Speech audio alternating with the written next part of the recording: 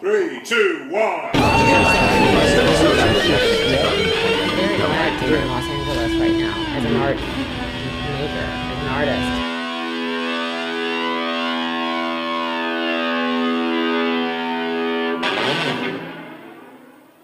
Before you talked about indexicality, and just when you mentioned that as well, it made me think also back to the plane wing, and the fact that this is a plane that is in a boneyard ready to be dismantled. munched up by the machine. And I think that's an interesting aspect of an interesting dimension of these works, is that they actually, because they are kind of photographic, they do they capture a moment. So the wing that you're showing, that wing in itself may well be a bunch of Coke cans now. You know. It is you know, had I been able to rub the wing of a Qantas A380, I'd be doing that. But it's because I would like it to still be flying. You know, I think that would be even more kind of relevant to the idea of this, because airplanes don't stop. You know, they keep on moving, and I'd love to be able to hold one, pause it for 3 days, so I could do it and then see it fly again. You know, so it's like it is a fact of the kind of process is that I could only access ones that were due for the chopping pad. But yeah, the fact that it's no longer here is kind of interesting as well. Maybe I find too many things interesting. But yeah, I would love to rub a wing of an airplane that's going to keep flying, but we'll see. Yeah. I think it wasn't until, sometime fairly late, I think probably in my 20s, that I actually came to that realisation that planes don't stop. They just... And private ones do. Yeah. But I know. The sheep carriers. Yeah. It's amazing, and I love that about it too. It makes it even more incredible, this thing that we all do that takes us to these completely different spaces. I'm a fan of what a plane can do. Terrifies me. But it's just, and this is kind of off to the side, I suppose, but one of the things I've noticed about travelling in the, that's sort of the 29 years that since I very first flew, which was to Sydney, to come and live in Australia. It used to be a much more, as driving a car used to be as well, and a lot of other things, it used to be a much more clearly embodied experience. Punctuated by stops. Yeah. By several stops. And of course, Qantas and I are talking about maybe from next year with the Dreamliner doing us, straight to London from Perth, which amazing. Would be incredible. I know. But the thing I find interesting looking over that span of time is that now people tend to, everyone pulls the windows down. Yeah. There's a sense of detachment.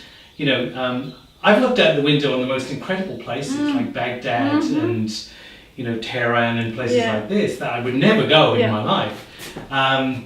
And yet, the abstraction of that seems to have become more abstracted, I think. More removed. Again. Yeah. And I remember too, similar to you, a few years before you, doing the trip from the UK, and I remember it was a 2-stop thing. You had to stop in, I can't remember what it was now. It was Bahrain and Singapore. Yes. And that was just what you did, but you'd get off and you could smell this place and kind of be jet lagged and mystified by its, difference, and then back into your little air conditioned, humidified bubble back down to Singapore, and I think that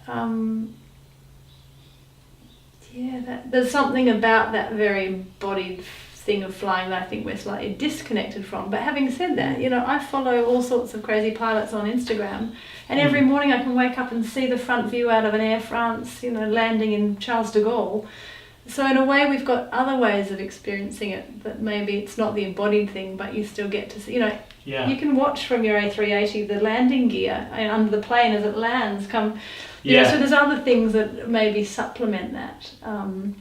I took a flight last year across the Pacific on United, and they had Wi-Fi the whole way. It's pretty amazing, isn't it? So that's not fair. We don't want that. We want to be disconnected from our There's phones. something actually nice about that. About that, I can't do anything because I'm in the plane. I can watch movies and cry like Sean always says. Yeah. I was thinking about that just recently, actually, because when I went across to the UK and I was flying back, and I was at one point I was sitting there kind of having a little cry to myself, and I thought, actually, this is true. What is it? I know. I don't know. I wonder. I think it's because there's a kind of it rips you from one place to another. Yeah, and that's actually quite emotional. Yes, and I always think about the moment my feet leave London, and then the next time they're going to touch the ground is going to be in a completely different place, Singapore or wherever your stop is. Yeah, I think that's sort of, you're in this moment of complete sort of, and maybe it's a vulnerability, maybe it's a lack of control and all those other things. Yeah. And it's also the close proximity to whatever TV you're watching, and you kind of get completely immersed in it, and you're allowed to because there's no dinner to cook. There's no, So I think as an experience, flying is really, and there's a lot of very interesting writing by a lot of cultural geographers about the kind of effect of flying and travel in general. There's a beautiful paper by someone called David Bizzle called "The Quiescence of Train Travel." It's kind of that what happens, and he's written a beautiful paper about jet lag and turbulence and something else with air travel too. And I just think that as a experiential sort of investigation is ripe for the picking for artists too. And if I could, I'd be rubbing the airplane seat around me, but I just know how filthy this process is. It's funny though, because when I think about it, particularly being an artist involves a lot of travel, and yet you mentioned Sean just earlier, and like Sean's over in Australia every second week, 10 times a year. And I think the amount of times that guy must spend on a plane, and other artists, similar, any artist really is that is their profession, must spend so many hours on planes and be constantly kind of dislocated from the time of the place. Because often when he comes here, I'm thinking, what does your body think? Where are you time? at? The time is at the moment. And my brother's a pilot, so I'm always fascinated by, what state is he in, what time zone is he in, where's, how do you cope with that? And he doesn't do massively long haul ones. I think that sort of affective experience of flying is kind of interesting. But, for me, I actually had to concoct the flight to make my practice. I didn't come to this, as I said before, I grew up on the road, but I wasn't flying as an artist because I had to go to shows here and there, and like Sean, I actually had to manufacture the experience to go to Bermuda and back, as which I did in order to then think it through as an art practice. Yeah. So I almost had to. If I was just going on holiday, I don't think I could have put myself into that space of really understanding it through art practice, because I would have been going on holiday. You know what I mean? Yeah. It's almost like I had to completely do the same act but with a different head on in order to make the work. And now I fly quite differently than I did before. I'm much more intrigued by the sort of the object and the experience and the I fly quite differently now that I put myself 4 years ago or something into that space of making it an art project. Yeah, I sometimes wonder. I was just thinking about the also the putting the shades down. I remember the very first time I flew, and I was looking out the window as it took off from Manchester Airport, and I was just completely transfixed by what was happening. This amazing thing. Yeah. I looked around and people were reading books. Yeah. And people were asleep. Yeah. And I remember at the time thinking, how can you look at this? This is amazing. And I remember similarly as a kid, I loved flying. Absolutely, it was just that excitement, particularly of taking off. And then as I sort of turned into an adult and left home and started to fly without, by myself. I mean, I've flown by myself lots as a child, but suddenly I flew by myself as an adult.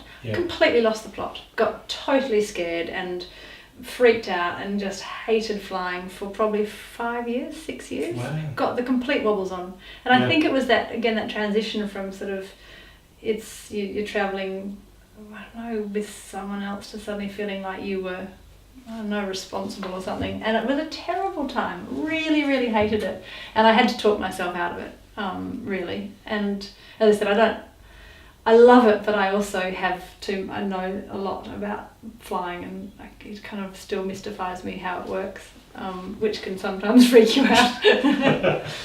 But no, again, having a brother as a pilot has been very good to explain some of those strange noises and things that sort of freak me out. But yeah, that experience of, I flew to Brisbane just a couple of weeks ago, and looking out the window at the tracks and things, I come home and I start drawing those tracks on a piece of art, because it's such an immense experience to be able to see that. It's almost as if the abstraction, the way it's become more abstracted is actually a way of, let's not freak people out. Although having said that, the A380s, often there is the camera that looks down and the camera that looks from the tail. Which is quite interesting. There was recently on the news about a year ago an idea of projecting, on the inside of the. Really? Yeah, which would be incredible. Yeah. But I think a lot of people wouldn't like it. No. I think a lot of people would freak the hell out. Well, I had a crazy harebrained idea a few years ago that I thought, and I'm still going to try this one day.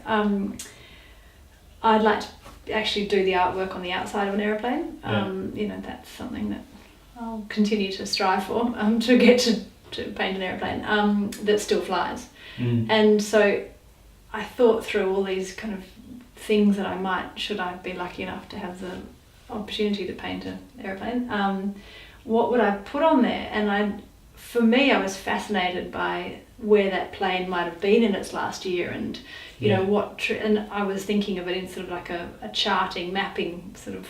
And I thought that would completely freak people out if they get to see how many air miles this thing has done around the world in the previous 12 months. Then no one's going to buy that. So I backed away from that idea. But nonetheless, I think even a rubbing of an aeroplane on the outside of an airplane would be quite nice. Turn it into its skeleton, but maybe that would freak people out too. Map it entirely onto itself. Yeah. I think it's anyway. So the obsession with airplanes continues. Back to a boneyard. In fact, they've just opened up a boneyard in Australia, apparently in Alice Springs. So don't have to. They've only got like 3 planes, but still, I might try that. Yeah. Well, thank you very much. Pleasure. It's been a pleasure talking to you today, and good preparing. Well, finished it, haven't you? So I have finished the work. Yes. Yeah. I know. Look, there's the install that's going to be interesting because the 16-metre one. Yeah. I should just say that the 16-metre, the gangway. We're actually working on having that presented on the outside of the gallery on a banner. So actually scanning each sheet in and then having it digitally printed out onto a banner. And I kind of like that idea of having this object on the outside of the gallery space, so that sort of the airplane wing comes in and then this other thing goes out. So that's going to be the hard stuff, working out how to do that technically. Yeah.